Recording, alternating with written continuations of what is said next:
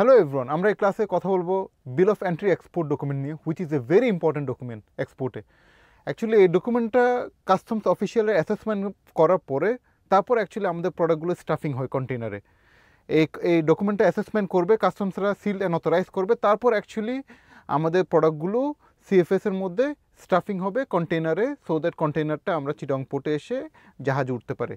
Customs authority যদি এই ডকুমেন্টটা assessment করে সিল অ্যান্ড অথরাইজ না করে, অ্যাকচুয়ালি অ্যাসেসমেন্টই হবে না কাস্টমসের মধ্যে, আমাদের গভর্নমেন্ট থেকে অ্যাসেসমেন্ট হবে না, লোডিংও হবে না কন্টেনারে, আমাদের প্রোডাক্টগুলো লোডিং হবে না। সো লেটস গো আর একটু ডিটেলে যাই।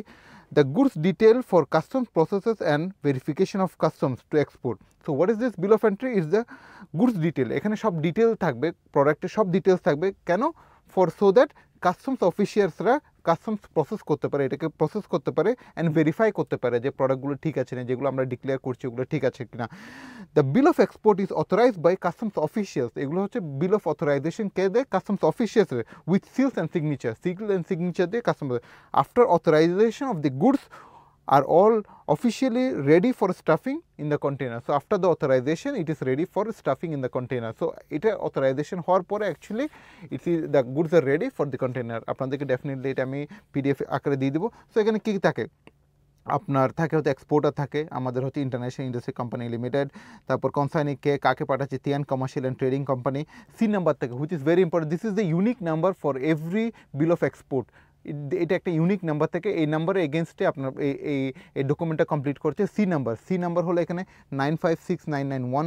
তারপর আমাদের ক্লিয়ারিং অ্যান্ড ফরওয়ার্ডিং এজেন্ট কে করছে? আবেদ কর্পোরেশন, এটাও আছে। সিএনএফের নাম আছে। আমরা কীভাবে পাঠাচ্ছি? বাই সিতে পাঠাচ্ছি। আমরা কি ডেলিভারি টার্মসে পাঠাচ্ছি? CFR, cost and Fred. আপনাদের সাথে শেয়ার করেছিলাম কস্ট আছে প্লাস ফ্রেডে আছে। আমাদের টোটাল ইনভয়েস ভ্যালু কত, আমাদের এক্সচেঞ্জ রেট কত দিয়ে করছে, এইচএস কোড, কোন এইচএস কোডের আন্ডারে আমাদের এই প্রোডাক্টগুলো পাঠাচ্ছি, 3901,400। সো এই এইচএস কোডের আন্ডারে এই প্রোডাক্টগুলো পাঠাচ্ছি। আপনার এখানে গ্রস ওয়েট আছে, নেট ওয়েট আছে, ইউনিট প্রাইস আছে, আপনার আইটেম অ্যাক্সেসেবল ভ্যালু কত, অ্যাক্সেসেবল ভ্যালু, এখানে আমাদের ডিএফ ব্যাট আছে। আমরা যদি দেখি এখানে প্রোডাক্টের কোনো ভ্যাট নাই, এক্সপোর্টে প্রোডাক্টে কোনো ভ্যাট থাকে না, ভ্যাট ইজ 0%। সো এখানে আমরা দেখতে পাচ্ছি কোনো এক্সপোর্টে কোনো প্রোডাক্টে কোনো ভ্যাট নাই। সো আমরা এখানে যদি দেখি এখানে এক্সপোর্টে কোনো প্রোডাক্টে কোনো ভ্যাট নাই, বাট ইম্পোর্টে আমি দেখবো এখানে অনেক বড় ভ্যাট আছে, 37% বা 58% প্রোডাক্টের individual VAT. So there is no product duty in export. So just এখানে আপনার ডকুমেন্টেশন প্রসেস ফি আছে হালকা করে 1340 টাকা। সো এরকম ছোট্ট একটা অ্যামাউন্ট থাকবে আপনার, যেটা হচ্ছে আপনার বিল অফ এন্ট্রি এক্সপোর্টে আপনাকে যেটা গভর্নমেন্টকে পে করতে হবে, হুইচ ইজ ভেরি নেগলিজিবল, একদম কম অ্যামাউন্ট আপনার পে, জাস্ট প্রসেসিং ফি। এখানে টোটাল আসছে 2টা কন্টেনারের জন্য অলমোস্ট 1500 টাকার মতন। So this is the overall thing. And bill of entry export is a very important document, যেটার অ্যাসেসমেন্ট করার পরে অ্যাকচুয়ালি আপনার প্রোডাক্টগুলো কন্টেনারে স্টাফিং হবে। So this is the overall whole thing of this. So আমরা নেক্সটে দেখবো যে কী কী লেটার লাগে আমাদের bill of lading, which is a very important document.